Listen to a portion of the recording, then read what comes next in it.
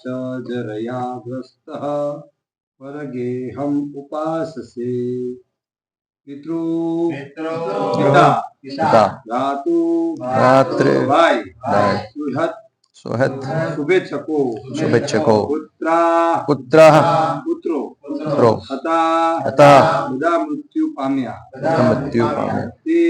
તે તમારા વિગતમ વીતી ગઈ વયમ ઉમર આત્મા શરીર ચ પણ જરયા વૃદ્ધાવસ્થા ગ્રસ્ત થયેલું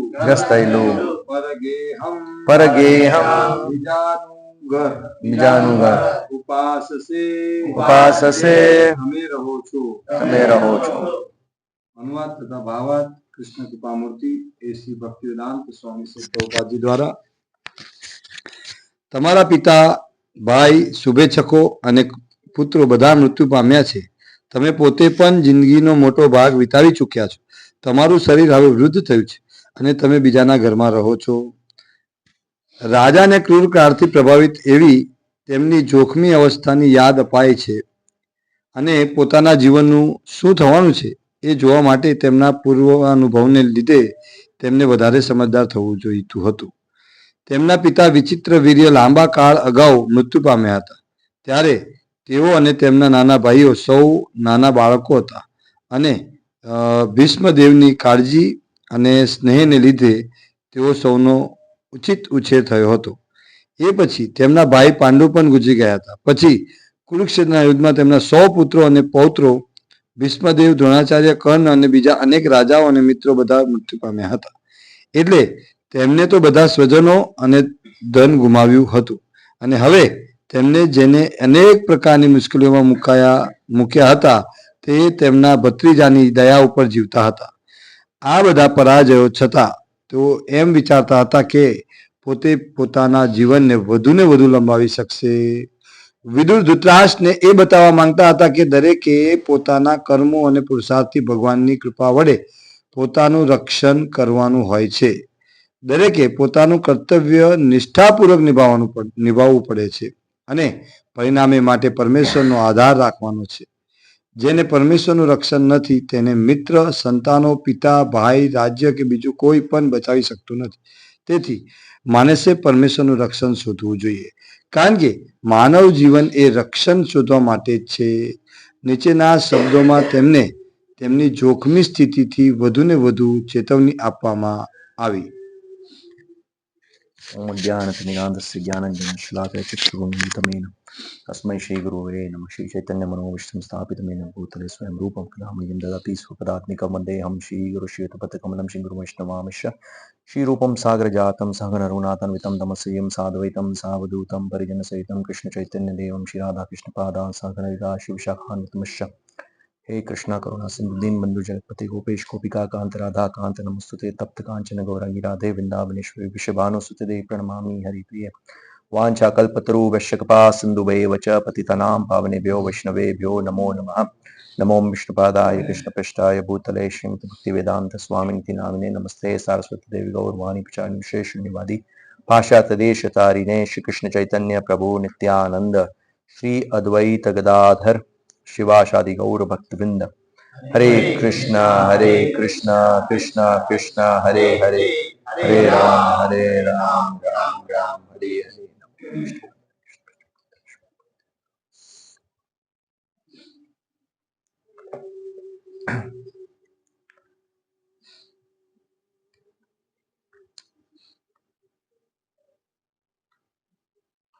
તો આજે ચેપ્ટર ચાલે છે શ્રીમદ ભાગવતના પહેલા સ્કંદમાંથી ધૃતરાષ્ટ્ર દ્વારા ગૃહ ત્યાગ. એમાં આગળના શ્લોકોમાં તમે જોઈ ચૂક્યા છો બેસિકલી કે કેવી રીતે કુરુક્ષેત્રનું યુદ્ધ થાય છે. એના પછી યુધિષ્ઠિર મહારાજ રાજગદ્દી પર વિરાજમાન થાય છે હસ્તિનાપુર અને ધૃતરાષ્ટ્ર જે મહારાજ પહેલા હતા અને ગાંધારી એ લોકો એમની સાથે જ રહી રહ્યા હોય છે. અને વિદુરજી જે ધામ તીર્થ યાત્રા પર નીકળી ચૂક્યા હતા કુરુક્ષેત્રની યુદ્ધ વખતે, એ બધે યાત્રા કરીને પાછા આવી રહ્યા છે. અને આગળના શ્લોકોમાં વર્ણન આવે છે જેવું કે જે એમના સગા સંબંધીઓ હતા, યુધિષ્ઠિર મહારાજ, પાંડવો, ધૃતરાષ્ટ્ર મહારાજ, ગાંધારી, અન્ય બીજા સ્ત્રીઓ અને કૌરવોના જે બી કુટુંબો જે બી રહી ચૂક્યા હતા, એ બધાને એવું લાગે કે જેવું કે એમની કઈ હોય ચેતના પાછી આવી ગઈ હોય, એટલા બધા પ્રસન્ન હતા બધા વિદુરને. કારણ કે વિદુર જે હતા એ બહુ શુભેચ્છક હતા, વિશેષ રૂપથી પાંડવોના. પાંડવોને ઘણી ઘણી સમસ્યાઓથી બચાવ્યો હોય છે. તો જેવા આવે છે એવા યુધિષ્ઠિર મહારાજ એમનું આદર સત્કાર કરે છે અને તરત એમને પૂછે કે તમારી તીર્થયાત્રા કેવી રહી. એટલે આ આપણી સભ્યતામાં એટલે અત્યારે એવું છે કે તમે કેમ છો, મજામાં છો, આ તે આવી બધું પૂછતા હોય. પણ આપણી સભ્યતા એ છે બેઝિકલી કે જ્યારે બી કોઈની જોડે વાર્તાલાપ કરે તો ભાઈ તમારી સાધના કેવી ચાલે છે, ભગવત પ્રાપ્તિ કરવાની જે બી તમારી જે લક્ષ્ય છે એને પ્રાપ્તિ કરવા માટે તમે શું કાર્ય કરી રહ્યા છો, કેવું ચાલી રહ્યું છે. વિશેષ રૂપથી જે વરિષ્ઠ ભક્તો હોય એ એમનાથી નાના હોય એમને એ રીતના પૂછતા હોય. અને જેવું કે વર્ણન આવે છે રામાયણમાં, જ્યારે વિશ્વામિત્ર મુનિ આવે છે રામને લક્ષ્મણને લઈ જવા માટે વનમાં, અને આપણે દશરથ મહારાજ એમનો આદર સત્કાર કરે છે. પછી એમનાથી વરિષ્ઠ એટલે જે નાના હોય મોટાને આવી રીતે પ્રશ્ન કરી શકે કે જે તમારું જે લક્ષ્ય છે ભગવત પ્રાપ્તિ માટે યા વિશ્વમાં શાંતિને આયોજન કરવા માટે જે કાર્ય યજ્ઞ આદિ કાર્યમાં તમે લાગ્યા છો, તો એ તમારું કેવું ચાલી રહ્યું છે, એમ કરીને દશરથ મહારાજ પૂછતા હોય. તો આ વૈદિક પ્રણાલી છે આપણી કે બેસિકલી જ્યારે બી બે જણ મળતા હોય તો હંમેશા આવી રીતે જ વાર્તાલાપ કરતા હોય, ના કે તમે કેમ છો, મજામાં, આ તે, રાઈટ. તો એ રીતે વિદુરને બી મહારાજ યુધિષ્ઠિર એ રીતના જ પૂછે છે. અને પછી એની સાથે સાથે એ બી પૂછે છે કે તમે બધે તીર્થયાત્રામાં નીકળ્યા તો દ્વારકા ગયા હશો, તો વિશેષ રૂપથી ભગવાન કૃષ્ણના શું સમાચાર છે, કેવો છે, આઈ મીન એમનું બધું તમે મળ્યા હશો. હંમેશા આ લોકો 24 કલાક કૃષ્ણ કોન્શિયસ જ હતા પાંડવ. એટલે કોઈ બી વાત આવે ત્યાં આવીને કૃષ્ણ પર જ આવીને સેન્ટ્રલાઇઝ થાય. તો એ વાર્તાલાપ એ ડિસ્કશન કર્યા પછી વિદુરજી બધું જ કહે છે, બધું વર્ણન કરે છે ડિટેલમાં. ખાલી યદુવંશનું નાશ થઈ ગયું હોય છે એનું વર્ણન નથી કરતા, કારણ કે એમને ખબર જ પાંડવો સહન નહીં કરી શકે. એમ કરતા કરતા પછી આગળ વાર્તાલાપ થાય છે ને પછી ઘણું ડિસ્કશન પછી વિદુરજીને વિશ્રામ કરવા જાય છે. પછી સવારે જ્યારે નિત્યકર્મ બધું પૂરું કરે છે યુધિષ્ઠિર મહારાજ, એના પછી એમના નિત્યકર્મ એ આવતું હતું કે બધું જે બી છે ઉપાસના આ તે બધું કરીને પછી એમના જે વરિષ્ઠ હતા એમને બધાને પ્રણામ કરવા જતા હતા, ધૃતરાષ્ટ્ર મહારાજને, ગાંધારીને ને બધાને. તો એ દિવસે જ્યારે ગયા તો કોઈ દેખાયું નહીં, રાઈટ. અને એકદમ વિચલિત થઈ ગયા, ક્યાં ગયા તે. પછી આગળનું જોયું હશે તમે કે નારદ મુનિ આવે છે, તે વર્ણન કરે છે, આગળ આવશે મતલબ. તો વિદુરજી ધૃતરાષ્ટ્ર મહારાજને સમજાવે છે કે હવે બહુ થઈ ગયું. અને આ હેતુ જ આવ્યા હતા વિદુર પાછા હસ્તિનાપુર. વિદુર તો ઓલરેડી નીકળી ચૂક્યા હતા તીર્થયાત્રામાં, પણ પાછા ફરીને કેમ આવ્યા? કારણ કે એમને એક લાગણી હતી ધૃતરાષ્ટ્ર પ્રતિ. પહેલેથી જ એમનું આ કાર્ય હતું કે ધૃતરાષ્ટ્રને ગાઈડન્સ આપવું. એ મંત્રી હતા એમના, રાઈટ. તો એ પાછા આવે છે એમનું કર્મ, નિત્ય જે રેગ્યુલર એમનું કર્મ હતું ગાઈડન્સ આપવું એના માટે. એમને જોયું કે હજુ બી ધૃતરાષ્ટ્ર જે છે આટલું બધું થઈ ચૂક્યું છે, એમને કેટલો બધો પ્રયાસ કર્યો પાંડવોને હેરાન કરવાના, લાક્ષગ્રહ, ભીમને ઝેર આપવું, અલગ અલગ વસ્તુઓમાં, રાઈટ. અને અલ્ટિમેટલી યુદ્ધ થયું, યુદ્ધમાં એ લોકો હારી ગયા, કૌરવોનું કુલનો નાશ થઈ ગયો બધી રીતે. તો જે લોકોને યાતના આપી હતી એ લોકોના જ ત્યાં એ રોકાયા છે. એટલે વિદુર બહુ જ કઠોર વાણીનો પ્રયોગ કરે છે. ભક્તિની અંદર પ્રગતિ કરવું હોય તો જે આપણે રેગ્યુલર શ્રવણ કરીએ છીએ, શિલ પ્રભુપાદના લેક્ચર્સ, પરમ પૂજ્ય ભક્તિ વિકાસ મહારાજના લેક્ચર્સ, આ બધા એક તલવાર રૂપી શું કે એનો જે કઠોર શબ્દો છે, એક તલવારની તરીકે એક્ટ કરે છે આપણો જે હૃદયની આસક્તિ છે એને કાપવા માટે. કારણ કે જ્યાં સુધી હૃદયની આસક્તિ નહીં તૂટે ત્યાં સુધી ભક્તિમાં પ્રગતિ નહીં થાય. અને આ આસક્તિ એટલી ગાઢ છે કે આપણા હૃદયમાં કેટલા જન્મોના ઇમ્પ્રેશન્સ બધા એકદમ અંદર એટલા ગ્રસ્ત થઈ ગયા છે. જો કે એક વૃક્ષ હોય અને વૃક્ષની જે નીચેનું જે જડ હોય એ છેક નીચે અંડરગ્રાઉન્ડ જાય. તમે જોયું હશે કોઈ નીમનું વૃક્ષ હોય, કોઈ એવા વૃક્ષ હોય જેની જડ છેક નીચે સુધી જાય, તો ઘણીવાર એને ધરતીમાંથી કાઢવું બહુ અઘરું પડે છે. તો નગરપાલિકા વાળા યા મ્યુનિસિપાલિટી વાળા આવે, કોઈ વૃક્ષ માન લો એનું મૃત્યુ થઈ ચૂક્યું છે, હવે એને કાઢવું છે, તો ઘણીવાર બહુ મોટો ખાડો કરવો પડે એને કાઢવા માટે. તો ઘણીવાર એ લોકો શું કરે, શોર્ટકટમાં શું કરે, ત્યાંથી નીચેથી ખાલી કાપી નાખે, એ ભાગ અંદર રહેવા દે. એવી રીતે આપણી આસક્તિઓ છે હૃદયની અંદર એકદમ ગાઢ રીતે એ થઈ ગઈ છે, અને એને કાઢવા માટે આવા સાધુની કઠોર વાણી જોઈએ. ધૃતરાષ્ટ્ર નતા સમજતા એટલે વિદુર બહુ જ કઠોર વાણીનો પ્રયોગ કરે છે. આગળ આવશે કે છે કે ભીમના ફેંકેલા ટુકડા પર તમે જીવો છો. એનો લિટરલ મિનિંગ એવું નથી, પણ એનો મિનિંગ એ છે કે તમે પાછલું જુઓ તો તમે ભીમને ઝેર આપ્યું હતું, કેટલી યાતનાઓ આપી છે પાંડવોને. પાંડવ તમારી કુલવધુ જે છે એની સાથે કેટલું તમે દુર્વ્યવહાર કરેલો છે.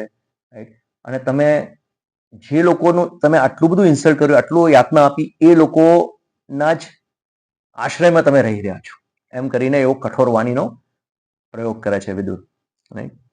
તો આજના જે શ્લોક છે એમાં કહે છે કે વિદુરજી કહે છે કે તમારા પિતા, ભાઈ, શુભેચ્છક, પુત્ર આ બધા જ મૃત્યુ પામી ચૂક્યા છે. પિતા વિચિત્રવીર્ય એ તો પહેલા જ, તમને ખ્યાલ હશે, વિચિત્રવીર્ય પહેલા જ જતા રહ્યા હતા, અને વેદવ્યાસની કૃપાથી આવી રીતે ધૃતરાષ્ટ્રનો જન્મ થાય છે. ભાઈ પાંડુની બી મૃત્યુ થઈ જાય. શુભેચ્છકો, એમના શુભેચ્છકોમાં કોણ કોણ આવતા હતા? પિતામહ ભીષ્મ, દ્રોણાચાર્ય, કર્ણ, આ બધા, રાઈટ. અને પુત્ર, એ બધા જ મૃત્યુ પામ્યા છે. તમે પોતે બી હવે તમારો જે જીવનકાળ છે અને એ અંત તરફ વહી રહ્યું છે, અને તમારું જે શરીર છે એ બુઢાપા તરફ જઈ રહ્યું છે. શરીર બુઢું થઈ રહ્યું છે હવે, અને તમે બીજાના ઘરમાં વાસ કરો છો, રહો છો, બીજાના આશ્રયમાં રહી રહ્યા છો. તો વિદુરજી યાર સમજાવે છે, અને આના જે ભાવાર્થ છે એમાં શિલ પ્રભુપાદજી ઘણા બધા પોઈન્ટ્સ આમાં ડિસ્કસ કર્યા છે. આપણે એક એક લઈશું. એક શિલ પ્રભુપાદની અંદર ભાવાર્થમાં એક જગ્યા પર બતાવે છે કે જેવું એક રાજા હોય છે અને શાસન કરે છે, તો એ રાજાને ભલીભાંતિ ખબર હોય છે કે મારી જે શાસનની અવધિ છે એ ક્યાં સુધી છે, જ્યાં સુધી બીજો યોગ્ય રાજા જે એમના કુલમાં આવે એ તૈયાર ના થઈ જાય. અને એકવાર એ તૈયાર થઈ જાય એટલે એને કમ્પ્લીટલી ક્લિયર કન્સેપ્ટ હોય છે કે મારે વાનપ્રસ્થમાં જવાનું છે. અલગ અલગ જે આશ્રમો હોય છે, બ્રહ્મચારી, ગ્રહસ્થ, વાનપ્રસ્થ અને સંન્યાસ, અલગ અલગ સ્ટેજીસ છે જે જીવાના હોય છે. 25 વર્ષ સુધી બ્રહ્મચાર્યનું પાલન કરે, એના પછી ગ્રહસ્થ આશ્રમમાં પ્રવેશ કરે, અને ક્લિયર ઇન્ડિકેશન હોય છે કે 50 વર્ષની ઉંમર પછી રિટાયરમેન્ટ. દુર્ભાગ્યની વાત છે કે આજકાલ રિટાયરમેન્ટની એજ સરકારે અમુક જગ્યાએ 58 રાખી છે, અમુક જગ્યાએ 60 રાખી છે, અને હવે ગવર્મેન્ટની અંદર એક રેઝોલ્યુશન મૂક્યું છે કે 60 થી 62, 65 સુધી ખેંચવાનું. અને ઘણા લોકો એવા બી હોય છે જે રિટાયરમેન્ટની એજ થઈ જાય છે તો બી એમને રિટાયર કર્યા પછી બી એમને એવી ઈચ્છા હોય કે અમને એક્સટેન્શન મળે. જો કે ગવર્મેન્ટની અંદર સમજ્યા, પણ પ્રાઇવેટ જોબ્સ કરતા હોય, મેં જોયા છે એવા લોકો હોય છે કે 60-65 પછી એમને રિટાયરમેન્ટ ની એજ થઈ જાય છે તો એ લોકો કંપની વાળાને રિક્વેસ્ટ કરે છે કે હું કન્ટિન્યુ કરી શકું છું, તો એ લોકો અડધા પગારમાં બી એમને રાખી લે અને એ અડધા પગારમાં બી એ લોકો કન્ટિન્યુ કરવા તૈયાર છે. એટલે તમે વિચાર કરો કે વ્યક્તિને આ બધી ભૌતિક આસક્તિઓથી કેટલું બધું આસક્તિ છે. આ શબ્દ જે આસક્તિ છે એ શબ્દ જ કેવો છે, આ શક્તિ છે. આ આવે છે પણ જા નહીં શકતી એમ, આવે છે પણ જતી નથી. એટલી ગાઢ હોય છે, રાઈટ. એટલે વિદુરજી જેવા સાધુઓ જોઈએ જે આસક્તિઓને કાપી શકે છે. તો આ બહુ ઇમ્પોર્ટન્ટ વસ્તુ છે. તો આપણે જ્યારે ભક્તિમાં અત્યારે પ્રવેશ કર્યા છે, આપણે ગૃહસ્થ આશ્રમમાં છે, તો આપણા જીવનનો એક લક્ષ્ય હોવો જોઈએ. લક્ષ્ય એટલે શું? આપણે ગૃહસ્થ આશ્રમમાં છે પણ આપણે આગળ શું છે એક વિઝન હોવું જોઈએ, ક્લેરિટી હોવી જોઈએ. ગુરુ મહારાજ પરમ પૂજ્ય ભક્તિદાસ મહારાજના લેક્ચરમાં ઘણી જગ્યા પર કોટ કહે છે, the purpose of entering into grihastha ashram is to get out of grihastha ashram. મતલબ ગૃહસ્થ આશ્રમની અંદર પ્રવેશ કરવાનો હેતુ શું છે? ગૃહસ્થ આશ્રમથી બહાર આવવાનો. હવે જે વ્યક્તિ આ પહેલેથી સમજતું હોય તો પછી તો ડેફિનેટલી બ્રહ્મચારી આશ્રમમાં જ આગળ વધે. But at the same time અલગ અલગ વ્યક્તિઓને અલગ અલગ સ્વભાવ વૃત્તિઓ હોય. એટલે ગૃહસ્થ આશ્રમ એક રેગ્યુલેશનમાં રહીને, નીતિ નિયમનું પાલન કરીને ભક્તિમાં પ્રગતિ કરવા માટે એક આશ્રમ છે. તો એવું મહારાજ કહે છે કે ગૃહસ્થ આશ્રમમાં પ્રવેશ કરવાનો હેતુ શું છે? ગૃહસ્થ આશ્રમથી બહાર આવવાનો. મતલબ હવે આપણે ગૃહસ્થ આશ્રમમાં પ્રવેશ થઈ ચૂક્યા છે ડેફિનેટલી. આપણા સંતાનો છે, આ તે છે, આપણે આપણા જે રેગ્યુલર ડ્યુટીઝ છે બધા નિભાઈ રહ્યા છે. બટ દિમાગમાં એક વિઝન સાથે કે હવે આ આશ્રમમાં છે તો આપણું આગળનું ગોલ શું છે, લક્ષ્ય શું છે? વાનપ્રસ્થ પંચમ શોધમ વનમ વ્રજેત. મતલબ 50 વર્ષની ઉંમર થાય તો પ્લાન કરવું જોઈએ ફૂલ ટાઈમ કેવી રીતે થાય. આ વિઝન હોવું જોઈએ. મારી અત્યારે લાઈક 44 એજ છે, 45 કમ્પ્લીટ થશે ટૂંક સમયમાં. તો હવે મારી પાસે 5 વર્ષ રહ્યા છે એમ જોવા જઈએ શાસ્ત્ર પ્રમાણે. વિથિન 5 years મારે રિટાયરમેન્ટ એટલે કલયુગની અંદર રિટાયરમેન્ટ એટલે એવું નહીં. પહેલાના જમાનામાં વાનપ્રસ્થ એટલે પતિ પત્ની સાથે વનમાં જતા હતા, પ્રેક્ટિસ કરતા હતા, યોગ સાધના હાથે, ભક્તિ યોગ હાથે, અને એમ કરતા કરતા જે પુરુષ હોય એ ધીરે ધીરે વૈરાગ્ય પ્રાપ્ત કરીને પછી સંન્યાસ આશ્રમમાં પ્રવેશ કરતા હતા. કલયુગની અંદર સંન્યાસ તો બહુ જ કઠિન છે. બટ વાનપ્રસ્થ, આપણે ઇસ્કોનની અંદર વાનપ્રસ્થનો મતલબ શું છે કે બંને હસબન્ડ વાઈફ ફૂલ ટાઈમ થઈને ભગવાનની સેવામાં લાગે. હવે આ વિઝન હોવું જોઈએ અને એના માટે વિઝન અચીવ કરવા માટે આપણે અત્યારથી પ્લાનિંગ કરીએ તો ભગવાન ડેફિનેટલી આપણને મદદ કરે. આપણે પ્લાનિંગ કરવું પડે કે કેવી રીતે આપણે એ સ્ટેજ પર આગળ વધીએ. પ્રયાસ નહીં કરીએ તો કેતે એટલીસ્ટ ગોલ તમારો ક્લિયર હોય છે, તમને ખબર હોય છે કે આનું લક્ષ્ય છે અને એનો પ્રયાસ કરશું તો ભગવાન આપણને મદદ કરશે. તો જેવું મહારાજ કોટ કરે છે કે ગૃહસ્થ આશ્રમમાં પ્રવેશ કરવાનો હેતુ શું છે? ગૃહસ્થ આશ્રમથી બહાર આવવાનું. આ બહાર આવવાનું જે છે ને એ રોકાઈ ગયું છે, રાઈટ. એવી રીતે અહીંયા તમે જો કે યુધિષ્ઠિર મહારાજ જે છે, હવે ધૃતરાષ્ટ્રનું હવે શું બધું કમ્પ્લીટ થઈ ગયું છે. એટલે વિદુર અહીંયા એ જ કહે છે, વિદુરજી, કે તમારું બધું, તમારી ઉંમર થઈ રહી છે. પછી આગળના શ્લોકોમાં જો આવશે કે તમારા વાળ સફેદ થઈ ગયા છે, મોંમાં દાંત નહીં, મ્યુકસ એટલે તમારું કફ અંદર ક્રિએટ થઈ રહ્યું છે. આ બધા શબ્દોનો પ્રયોગ કરે. કાલે આપણે પેલું શ્લોક શંકરાચાર્ય શ્લોકમાં જોયું ને, અંગમ ગલિતમ પલિતમ મુંડમ જાતન વિહીન ગૃહિત્વા દંડન ને એ બધું જે શ્લોક છે એની અંદર ક્લિયર લખેલું છે કે શંકરાચાર્ય ઇંગિત કરે છે કે હવે તમારા અંગ ગલી રહ્યા છે, મોંમાં દાંત નથી રહ્યા, દંડો હાથમાં આવી ગયો છે, તમારી પરિસ્થિતિ આટલી વિકટ છે, તો તમારી અંદરની જે આશાની પિંડ છે એ જતું નથી હજુ એમ. તો ધૃતરાષ્ટ્રના કન્ડિશનમાં એક્ઝેક્ટલી અપ્લાય થાય છે. અને વિદુરજી આ જ ઇંગિત કરે છે કે તમારું હવે બધું શરીર એ થઈ રહ્યું છે, વૃદ્ધ અવસ્થા આવી ગઈ છે, તો તમે જાગો, જાગૃત થાઓ, ઉઠો. તો ધૃતરાષ્ટ્ર હજુ બી પોતાને એવું સમજતા હતા કે હું રાજા છું. મહારાજ યુધિષ્ઠિર આવીને એમને પ્રણામ કરતા હતા તો એમને એવું લાગતું હું હજુ રાજા છું. જો મને ભલે યુધિષ્ઠિર ગાદી પર બેસો પણ મને એટલું જ રિસ્પેક્ટ આપી રહ્યા છે. આજકાલનું નેતાઓની બી એવી જ હાલત છે. નેતાઓ જે છે એ કેટલા વર્ષ થઈ ચૂક્યા છે. આઈ મીન એનો લાઈક એક પોલિસી હોય, એક નિયમ પાસ કરેલો હોય કે આટલી ઉંમર સુધી તમે પોલિટિક્સમાં રહી શકો છો, પણ ધીરે ધીરે એ લોકો પોતે અંદર જ્યારે પાવરમાં આવે ત્યારે એ નિયમને ચેન્જ કરીને એની અવધિ વધારી દે, રાઈટ?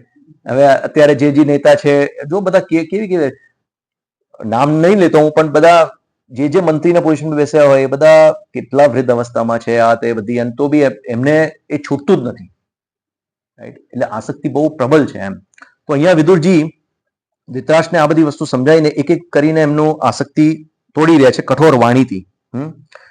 તો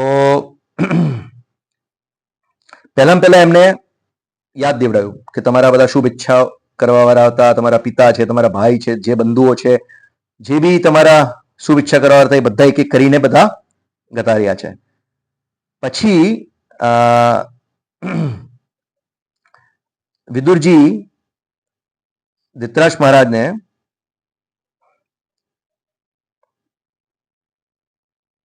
એમનું કર્તવ્યનું પાલન કરવાનું સમજાવે છે કે તમારું કર્તવ્યનું પાલન કરવું બહુ અતિ આવશ્યક છે. તમારે હવે તમારી આ જે એજ છે એની અંદર તમને ભગવાન પર આશ્રિત રહેવું અતિ આવશ્યક છે.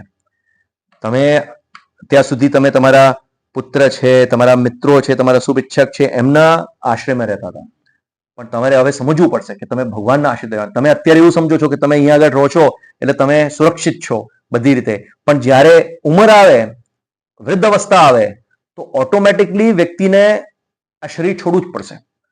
તો આ શરીર છોડતા પહેલા જે તમારા કર્તવ્યો છે એનું પાલન કરો. વિદુરજી એમાં આગળ છે. એટલે વ્યક્તિને આની અંદર અને જે ભાવાત્મા છે શ્રીલ પ્રભુપાદ આ વસ્તુને પિનપોઈન્ટ કરે છે કે વ્યક્તિને ક્લિયર અન્ડરસ્ટેન્ડિંગ હોવું જોઈએ, ફિલોસોફિકલ અન્ડરસ્ટેન્ડિંગ હોવું જોઈએ કે આપણે ભગવાન પર આશ્રિત છે. અલ્ટિમેટલી આપણી રક્ષા કોણ કરી રહ્યું છે? ભગવાન કરી રહ્યું છે.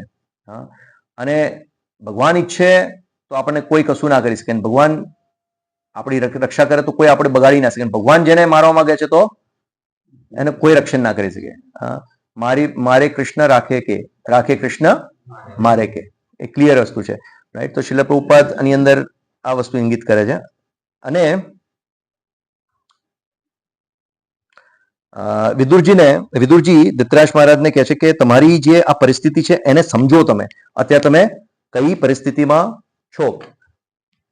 તો જ્યારે કાલે આપણે જે ટોપિક પર ડિસ્કસ કર્યું મૃત્યુ, તો અહીંયા આગળ ફરીને વિદુર મહારાજ આજ ધૃતરાષ્ટ્રને ઇંગિત કરી રહ્યા છે કે તમારી મૃત્યુ નજીક આવી રહી છે, તમારી વૃદ્ધ અવસ્થા આવી ગઈ છે, તો તમે એનાથી બચી નથી શકવાના. એટલે તમે અત્યારથી એ વસ્તુને અલર્ટ થઈ જાઓ. કે જેવું કાલે આપણે ડિસ્કસ કર્યું કે ગમે તેટલી પરિસ્થિતિ હોય કે મૃત્યુ અપોઇન્ટમેન્ટ લઈને નથી આવતી. ઇવન જે લોકો બહુ જ હેલ્થ કોન્શિયસ હોય એ લોકોને બી મૃત્યુ આવે છે. જે વિચારતા કે હું જીમ જઈશ, કે હું આ રીતના મારી હેલ્થનું ધ્યાન રાખીશ, તો બી એ મૃત્યુથી બચી નથી શકતા. એકવાર એક આર્ટિકલ આવ્યું હતું, એક હેલ્થ સ્પેશિયલિસ્ટ હતા અને એ અલગ અલગ જગ્યા પર સેમિનાર્સ કરતા હતા, પ્રેઝન્ટેશન્સ આપે હેલ્થ પર. આવું કરો તો તમારી હેલ્થ આવી રહે, આવું કરો તો આવું તમારું સ્વાસ્થ્ય રહેશે. બહુ મોટા હેલ્થ સ્પેશિયલિસ્ટ, બહુ નામ હતું એમને, અલગ અલગ જગ્યા પર સેમિનાર આપવા આવે ના હતા. અને ભૌતિકવાદી હતા, ડેફિનેટલી ભક્ત નતા, પણ એમનું નામ બહુ હતું, બધે સેમિનાર્સ આપવા જાય આ તે. એટલે કે તમે તમારી મૃત્યુને ટાળી શકશો, તમે આવી રીતે તમારું ધ્યાન રાખશો, હેલ્થનું આટલું ધ્યાન રાખશો, એટલું રાખશો.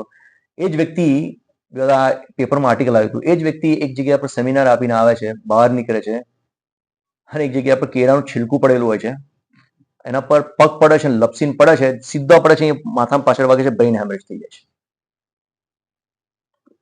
હેલ્થ સેમિનાર્સ આપતા હતા કે આ કરશો તો આવી રીતે બસશો, આ કરશો તો આ બસશો. તરત જ ઓન ધ સ્પોટ એમની ડેથ થઈ ગઈ. એટલે આપણે બધું બહુ વિચારતા હોઈએ કે આવું કરશું તો આવું, આવું કરશું તો આવું. શ્રીલ પ્રભુપાદ એકવાર એમને કોઈ નેચરોથેરાપિસ્ટ શ્રીલ પ્રભુપાદને મળવા આવે છે.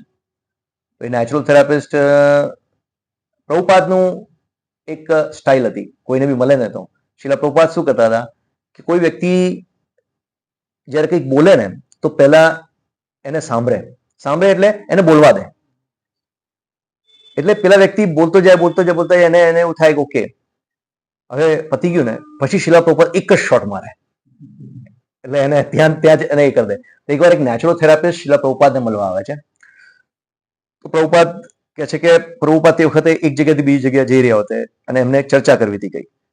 તો પ્રભુપાદ કહે છે મારી સાથે ગાડીમાં આવો, તમે ગાડીમાં તમારે જે ચર્ચા કરી એ કરશો. અને તો કે ઓકે પ્રભુપાદ. તો ગાડીમાં બેસે છે અને ચાલુ ગાડીમાં ચર્ચા ચાલુ થાય એટલે નેચરોથેરાપિસ્ટ કહે છે પ્રભુપાદ, જો તમે આ ફ્રૂટનું જ્યુસ તમે પીઓ તો અંતિ આ ફાયદો થશે, આ ટાઈપનું ફ્રૂટનું જ્યુસ બનાવશો તો આ ફાયદો થશે, આ બે ફ્રૂટને મિક્સ કરીને આનું જ્યુસ બનાવશો તો તમને આ ફાયદો થશે. આવી રીતે એક એક કરીને બધું બતાવતા જાય છે. પ્રભુપાદ સાંભળતા જાય. અને અચાનક એક ટ્રક કંઈક આવે છે અને જે ડ્રાઈવર હોય છે એને કંઈક આમ ટર્ન મારે છે અને જેવો ગાડી ટર્ન મારે છે ને તો બીજી સાઈડ પર ગાડી સ્કીડ થઈને જાય છે અને એ જગ્યા ખાઈ હોય છે. તો બહુ સ્પીડમાં ગાડી હોય છે ને પેલો એકદમ શોર્ટ બ્રેક મારે છે અને ખાઈ જે છે એમાં ગાડી પડવાની તૈયારી જ હોય છે અને નજીક આવીને અટકી જાય છે. તો શિલા પ્રભુપાદ પછી નેચરોથેરાપિસ્ટને કહે છે જો આ ગાડી ખાઈની અંદર પડી ગઈ હોત તો તું કયું જ્યુસ પીવડાવત? પેલો વ્યક્તિ આમ એકદમ એટલે પ્રભુપાદને આ સ્ટાઇલ હતી. પ્રભુપાદ શું કરે પેલા સામે પછી એકદમ એક શોટ મારે ને વ્યક્તિને ત્યાં જ એ કરી નાખે. તો આ ભૌતિક જગતની અંદર કશી વસ્તુમાં કોઈ સુરક્ષા નથી, કારણ કે ભૌતિક જગતનો સ્વભાવ છે દુઃખાલયમ અશાશ્વતમ. અહીંયા દુઃખનું આલય છે અને અહીંયા આગળ આપણે સુરક્ષા શોધી રહ્યા છે કે ભાઈ કદાચ મારી પાસે આટલી સંપત્તિ હશે, આટલી પ્રોપર્ટી હશે તો હું સુરક્ષિત રહીશ. મારી જોડે મારા સગા સંબંધીઓ હશે આટલા બધા જે હંમેશા ખરાબ સમયમાં મને મદદ કરશે તો હું સુરક્ષિત રહીશ. દરેક વસ્તુમાં આપણે સુરક્ષા શોધી રહ્યા છે. બટ આ ભૌતિક જગતની અંદર કોઈ બી જગ્યા સેફ નથી. આપણે એવું વિચારે કે હું આ જગ્યા જઈશ તો સેફ રહીશ, આ જગ્યા રહીશ તો સેફ રહીશ, પણ આ ભૌતિક જગતનો સ્વભાવ જ છે. એકવાર શિલા પ્રભુપાદ ફ્લાઇટમાં ટ્રાવેલ કરતા હતા અને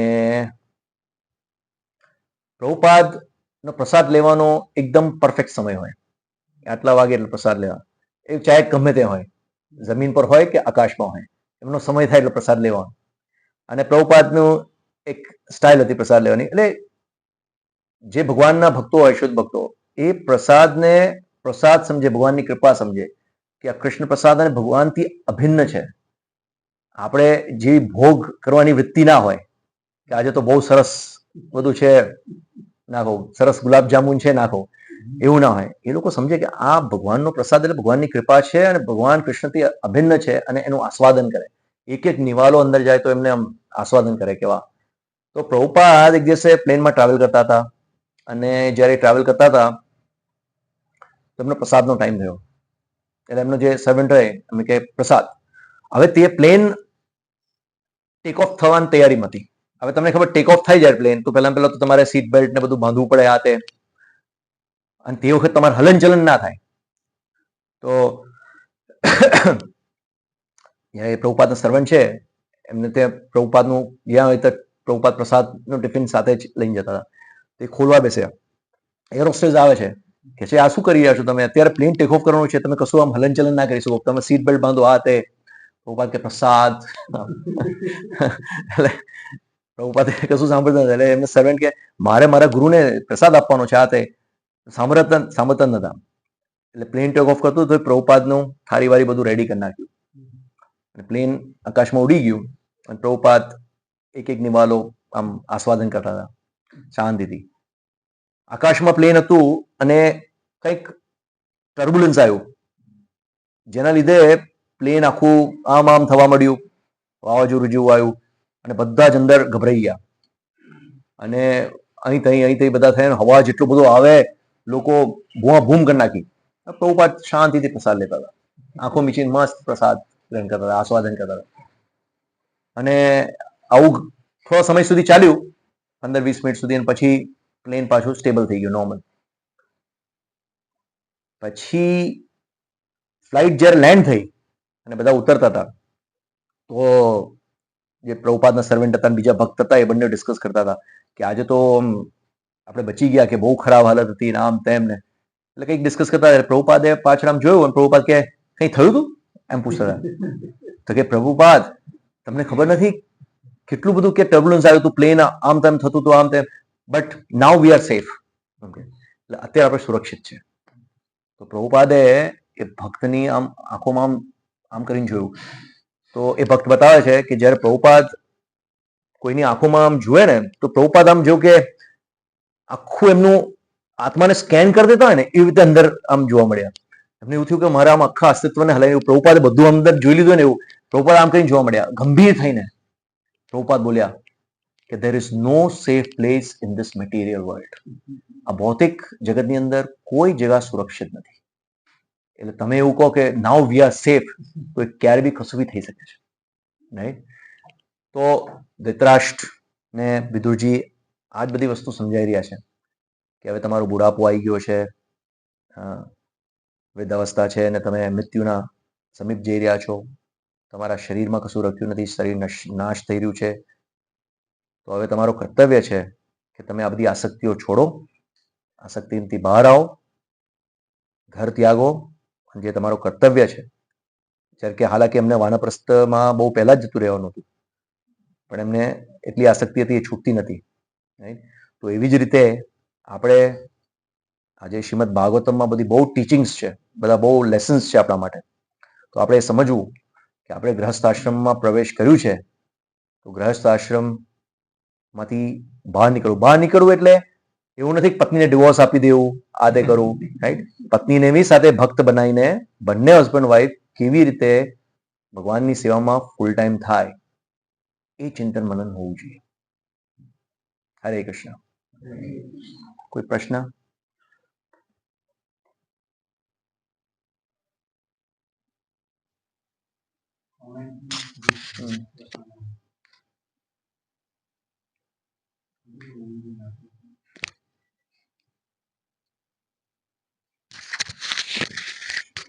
હરે કૃષ્ણ. હરે કૃષ્ણ. પ્રભુજી તમે જે કીધું કે ભાઈ આપણે જે ભાગ્યના હિસાબે જે બધું થાય છે કે ભાઈ, તો શું આપણે પ્રયાસ ના કરવો જોઈએ? ભાગ્યના હિસાબે મતલબ જે જે થવાનું જ છે, જે આપણે પ્રયાસ કરવો જોઈએ કે નહીં કરવો જોઈએ? ને કોઈ ઉદાહરણ આપીને કોને મને, જેવું કે થવાનું છે થવાનું એટલે મતલબ કે આપણે ભાગ્યમાં જે થવાનું જ છે, તો એના માટે આપણે કઈ સુરક્ષા માટે પ્લાન કરવો જોઈએ, સંઘર્ષ કરવો જોઈએ કે નહીં, એમ પ્રયાસ કરવો જોઈએ કે નહીં? મને અત્યારે કંઈક બીમારી આવવાની છે, કંઈક સમસ્યા આવવાની જ છે, એ આવશે જ. તો એનાથી સુરક્ષા મેળવવા માટે મારે પ્રયત્ન કરવો જોઈએ કે નહીં કરવો? કેમ કે એ તો થવાનું જ છે. તો જે રીતે હું બીમાર છું, તો બીમારમાં મારે દવા લેવી જ જોઈએ કે નહીં? કેમ કે બીમારી મને થઈ જ જવાની છે, મારા કર્મનું ફળ છે. તો મારે દવા લેવી કે નહીં લેવી? કારણ કે એક બાજુ તો એવું કહેવાય કે ભગવાનને આશ્રય ખાઓ, જે થવાનું એ થવાનું જ છે, બરાબર? થવાનું છે એ થવાનું છે, તો પછી હું કરવા દવા લેવાની? અમે મરી જવાનું પછી દવા લીધા. તો દવા લેવી કે ના લેવી? ડેફિનેટલી કરવું જોઈએ પ્રયાસ. મહાભારતમાં બી વર્ણન આવે છે કે માન લો કોઈ રોગી છે અને ખબર છે કે એને બહુ જ ગંભીર રોગ છે, તો આયુર્વેદમાં બી આવે છે વર્ણન કે એ વ્યક્તિને બચાવવાનો આપણો પ્રયાસ તો હોવો જ જોઈએ. જે બી ઔષધિ લેવાની છે એ લેવી જ જોઈએ, વર્ણન આવે છે. આ તો એક ઉદાહરણ છે. એવી રીતે કોઈ બી પરિસ્થિતિ હોય અને ભાગ્યમાં લખેલું છે, પણ એનો મતલબ એવું નથી કે આપણે પ્રયાસ ના કરો. કારણ કે ભાગ્ય જે છે એને ભગવાન કૃષ્ણ બદલી શકે છે, એવું નથી. ભગવાન કૃષ્ણ સ્વતંત્ર છે. તમારું ભાગ્ય ગમે તે હોય, પણ ભગવાન કૃષ્ણ બદલી શકે. તો આપણે આપણો પ્રયાસ ચાલુ રાખવાના. દામોદર મહિનાની અંદર જે 2 આંગળી ટૂંકી પડે છે એ શું સમજાવે છે કે આપણો પ્રયાસ અને ભગવાનની કૃપા. તો આપણો પ્રયાસ હશે તો ભગવાન કૃપા કરશે. તો ભક્ત છે definitely, but at the same time ભક્ત જેવી પરિસ્થિતિમાં હોય એ પરિસ્થિતિમાં વિચલિત થયા વગર ભગવાનની ભક્તિ નહીં છોડતો. એટ ધ સેમ ટાઈમ એનું જે બી ઓબ્સ્ટિકલ્સ આવે છે, જે બી હર્ડલ્સ આવે છે, એને એ કરવા માટે પ્રયાસ કરતો હોય છે. એવું નહીં પ્રયાસ ના કરવો જોઈએ. ફોર એક્ઝામ્પલ, તમારે નોકરી ગતી રહી છે અને તમે એવું વિચારો કે ભાગ્યમાં લખ્યું છે મને નોકરી ગતી રહી છે, તો હવે હું બેસી રહીશ. ભાગ્ય મળશે તો બીજી મળશે. પ્રયાસ તો કરવો પડશે ને તમારે. તમે પ્રયાસ કરશો તો ભગવાન કૃપા કરશે. એટલે પ્રયાસ તો કરવો જ પડે આપણે. But at the same time એ સમજવું કે આ નોકરી મારી છૂટી છે, એમાં કંઈક ભગવાનનું ઇંગિત હશે, કંઈક હશે, કંઈક મારી જોડે મારે ભક્તિમાં વિઘ્ન ઉત્પન્ન થવાનું છે ને બહુ ઓબ્સ્ટિકલ્સ આવવાનું છે, એટલે ભગવાને આ નોકરી છોડાવી દીધી. હવે ભગવાન એવી જગ્યામાં નોકરી અપાવશે કે જ્યાં હું ભક્તિમાં વધારે સમય કાઢી શકું, બહુ સ્ટ્રેસ ના હોય. એટલે આ એક ઉદાહરણ છે.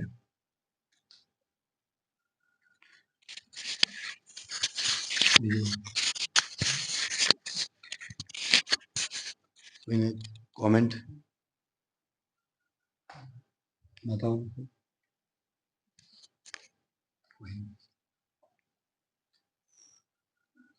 તમે રામાયણમાંથી એક ઉદાહરણ આપ્યું, વૈષ્ણવ સદાચાર અનુસાર જ્યારે મળીએ તો એકબીજાને કેમ છો પૂછવા કરતા જે મુખ્ય ઉદ્દેશ્ય છે જીવનનો, કૃષ્ણ પ્રેમ પ્રાપ્તિનો લક્ષ્ય છે, એના માટે શું થઈ રહ્યું છે, શું કરી રહ્યા છે. તો ત્યાં દશરથ મહારાજ વિશ્વામિત્ર મુનિને પૂછી રહ્યા છે. તો મને હજુ સમજાયું એવું કે વિશ્વામિત્ર તો દશરથ મહારાજથી કદાચ મોટા હશે, વરિષ્ઠ હશે બધી રીતે, આશ્રમમાં, ઉંમરમાં, બધી રીતે. તો દશરથ મહારાજે એમની સાધના વિશે પૂછ્યું હશે? ના, એમના સાધના વિશે નહીં. એમને એવું પૂછ્યું કે તમારો જે જન્મ મૃત્યુનો જે પર વિજય પ્રાપ્ત કરવાનું જે તમારો ઉદ્દેશ્ય છે, અને જે સાધુ સંત લોકો હોય એ લોકો પોતાની સાથે સાથે જન કલ્યાણનું બી વિચારતા હોય, એટલે યજ્ઞ ને બધું કરતા હતા જન કલ્યાણ માટે. તો એ બધી વસ્તુઓ પર તમારી જે વિજય પ્રાપ્ત કરવાનું જે હેતુ છે એ કેવું ચાલી રહ્યું છે. જ્યારે કે એક નાના હોય તો મોટાને એમના સાધના વિશે ના પૂછી શકે, એ સદાચારમાં ના આવે. એ હું જાણું, કારણ કે અહીંયા આગળ થોડું મને એ કન્ફ્યુઝન હતું કે મેસેજ એવો જઈ રહ્યો છે.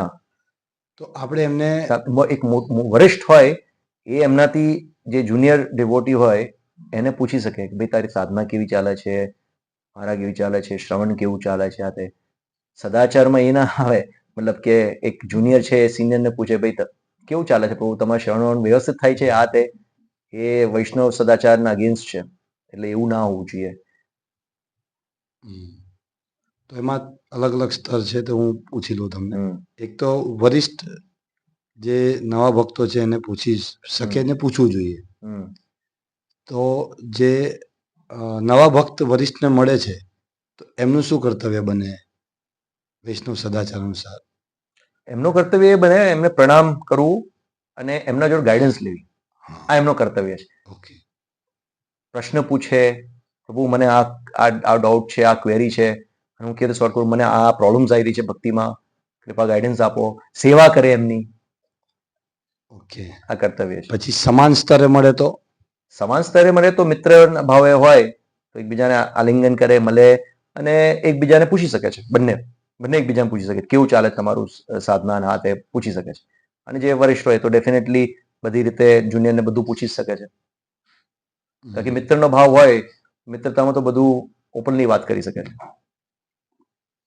પણ માની લો કે મને કોઈ પ્રશ્ન જ નથી થતા, ઘણા વર્ષોથી હું આવું, કોઈ પ્રશ્ન નથી. પ્રશ્ન નહીં થતા મતલબ બે કન્ટેક્સમાં હોય, એ તો કઈ નહીં ખબર પડતી, એ તો બહુ ખબર પડે છે. બે કન્ટેક્સમાં હોઈ શકે છે. એવું સમજે કે મને બધું આવડે જ છે એટલે પ્રશ્ન ના પૂછતા હોય, યા તો પછી કશી ખબર જ નહીં પડતી, એ બી હોઈ શકે પરિસ્થિતિ. પણ એ સારું નથી, બીકોઝ પ્રશ્ન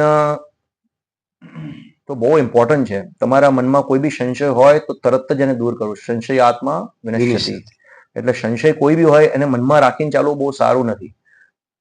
પછી ભલે તમને એવું લાગે કે લોકો શું વિચારશે કે હું આટલો સિલી ક્વેશ્ચન પૂછું છું, લોકો મારી પર હસી ઉડાવશે કે આવો આટલા સમયથી ભક્તિમાં છે, આટલા વર્ષોથી છે, અને હું આવો પ્રશ્ન પૂછું છું, લોકો મારા વિશે શું વિચારશે, આ બધું કાઢી નાખવાનું.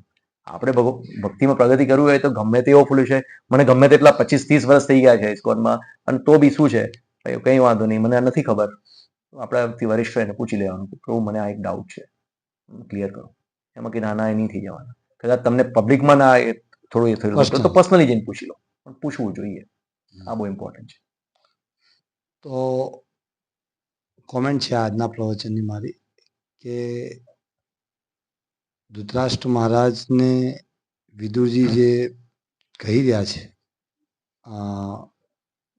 કે એમને જે કૃત્યો કર્યા, જે એમને યુધિષ્ઠિર મહારાજને મારવા માટેનો પ્રયત્ન કર્યો, છતાંય એમને આશ્રિત રહી રહ્યા છે. તો વિદુરજીએ પહેલા તો એમની આસક્તિ તોડી, હા, કઠોર વાણીથી. એટલે તમે કીધું કે ગુરુ મહારાજને પ્રભુપાદજીને સાંભળવા, એટલે એ આપણી આસક્તિઓને કાપે છે. અને એટલે જ એક કારણ છે જે સાંભળવાની ઈચ્છા નથી થતી, કેમ કે આસક્તિઓને કાપતા હોય. એટલે મેં જોયું છે કે એવા ભક્તોની નજીક નહીં જવાનું જે આપણને આ બધું ગાઈડ. ને પ્રભુપાદજીના બી પ્રવચન મોટે ભાગે કારણ એવું બને કે સમજ નહીં પડતી, યા પણ મૂળ કારણ આ છે કે આપણે આસક્તિઓને કાપે છે, એટલે આપણને સાંભળવાની ઈચ્છા નથી થતી, પણ છતાંય સાંભળવું પડશે. એ જ ઉપાય છે, એના સિવાય કોઈ ઉપાય નથી. આ બહુ સ્પષ્ટ છે. અને વિદુરજી જ્યારે કહેતા હશે તો ધૃતરાષ્ટ્ર મહારાજને પણ સાંભળવાનું નહીં જ ગમતું હોય. અને આગળ કીધું તું બી ખરું કે તમે હવે મારો કોઈ ઉપાય કરો, આમાં અહીં રહેવાય એવું જ કરો કે આજે. પણ ધૃતરાષ્ટ્ર મહારાજની એક વસ્તુ એમની પોઝિટિવ એ હતી કે એ વિદુરને પહેલેથી એટલું રિસ્પેક્ટ આપતા હતા કે વિદુરનું કોઈ બી વાત હોય એને કન્સિડર કરતા હતા, એવું નહીં નતા કરતા. એ સાથે સાથે તકલીફ ત્યાં થઈ કે એમને દુર્યોધનથી એટલી આસક્તિ હતી કે એ પ્રાયોરિટીમાં આવી ગયું. બટ વિદુર મહારાજની કોઈ વાતને અનદેખા નતા કરતા. એ બહુ પોઝિટિવ હતું. એટલે માટે વિદુરજીને ખબર હતી કે હું જઈશ, સમજાઈશ, 100% એ નીકળશે. અને એ જ થયું. એમને એમની વાત સાંભળી, સમજીને તરત જ ગૃહત્યાગ કરી નાખ્યો. સ્વીકાર કરવો, હા જરૂરી છે. જે આપણે મોટે ભાગે તમે કીધું ગુરુ મહારાજ. બીજો એક પોઈન્ટ આ એક બહુ સરસ ગુરુ મહારાજનો જાણવા મળ્યો કે ગૃહસ્થ આશ્રમમાં પ્રવેશ કરવાનો છે, હેતુ છે બહાર નીકળવાનો. પણ એ હેતુ અત્યારે લગભગ નહીં, એની ચર્ચા નથી થવી જોઈએ, નથી થતી. એટલે એ બી હું સમજી શકું. એકચ્યુઅલી એટલે માટે જ ગુરુ મહારાજ આજે સ્પેશિયલી એમના જે વર્ણાશ્રમ ફાર્મ કમ્યુનિટીઝના જે લેક્ચર્સ હોય છે મહારાજના, એમાં આ જ વસ્તુ ડિસ્કસ કરતા હોય છે. આ વસ્તુ સમજશે, ખબર હશે તો વિચારશે ને કે ફૂલ ટાઈમ થવાનું વિચારશે તો વિચારશે કે કયા કયા વિકલ્પ છે, કે ભાઈ ચલો ફાર્મ કમ્યુનિટી પ્રોજેક્ટ છે, નહીં તો મંદિરમાં કઈ જગ્યા ફૂલ ટાઈમ થવું, યા તો શું કરવું હોય એ રીતે. યા તો ઘણા એવા વાનપ્રસ્થ સ્ટેજમાં હોય છે હસબન્ડ વાઈફ જે બુક ડિસ્ટ્રીબ્યુશન જ કરે છે, બંને હસબન્ડ વાઈફ મળી. એવી એક પ્રકારનું ફૂલ ટાઈમ જ છે. તમે બુક ડિસ્ટ્રીબ્યુશનની સર્વિસ કરો છો બંને મળીને. ઘણા વિકલ્પોમાં ઘણી બધી સેવાઓ છે, ઘણા બધા વિકલ્પ છે, ઘણા બધા. અત્યારે હું જે ભક્તો સમય નથી આપી શકતા એટલે હું ઘણી બધી સેવાઓ અટકેલી છે. બાકી બહુ બધું વર્ક છે કે જે અત્યારે અમારે કરજણમાં જે રીતે કાલે તમે જોયું આટલી પબ્લિક રોજ હોય છે, લગભગ 80-90. તો લોકો આવા સાંભળવા તૈયાર છે, પણ એની પાછળ સહન કરનાર ભક્તો કે જે પોતાની જવાબદારીઓ નિભાવવા સાથે પ્રભુપાદની પ્રસન્નતા માટે કાર્ય કરે છે. તો 1 મહિનો આજે 20મો દિવસ પૂર્ણ થશે. કરજણના માતાઓને ભર સિઝન કે બધા અહીંયા ખાસ કરીને ધંધાથી જોડાયેલા છે, આટલી બધી સિઝન હોય પણ છતાંય કર્યું પ્રસાદ વિતરણ. પ્રભુપાદજીની જે ઈચ્છા છે કે શ્રવણ કીર્તન પ્રસાદ, તો એ કાર્યક્રમને કરતા ગયા તો એનું સારા પરિણામો બી દેખાવા મળે. એટલે એ છે ને બધી બહુ સેવાઓ છે. તો પ્રભુપાદજી એનું ગાઈડલાઈન આપેલું છે, વસ્તુ સ્વીકાર્ય છે. તો મને આટલું બહુ આનંદ આવ્યો, સમજી શક્યો હું. ધન્યવાદ. તમે પધારતા રહેજો. હરે કૃષ્ણ. શ્રીમદ ભાગવતમ કી જય, શ્રીલ પ્રભુપાદ કી જય, જય ગૌર પ્રેમાનંદે. હરે હરે.